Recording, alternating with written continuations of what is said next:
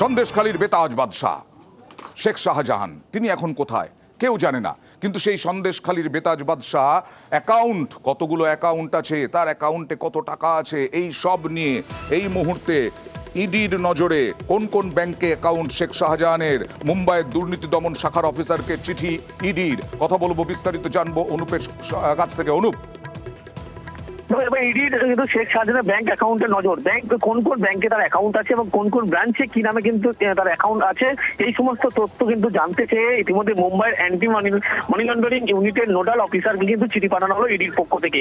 গত 10 বছরে যে স্টেটমেন্টের কথা বলা হচ্ছে, সেই স্টেটমেন্ট ইতিমধ্যেই চাওয়া হচ্ছে।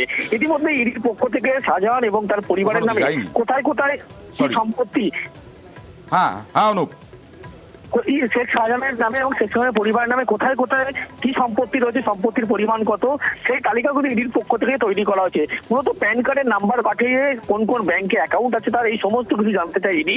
এবং ব্যাংক স্টেটমেন্ট পেলে শেখ শাহজাহানের সম্পত্তির পরিমাণ কত বা তার আত্মীয়দের নামে কিভাবে সম্পত্তি কেনা হয়েছিল এবং সম্পত্তির পরিমাণ কত, সেই তথ্য কিন্তু প্রকাশ্যে আসবে, এমনটাই দাবি করছে ইডির পক্ষ থেকে।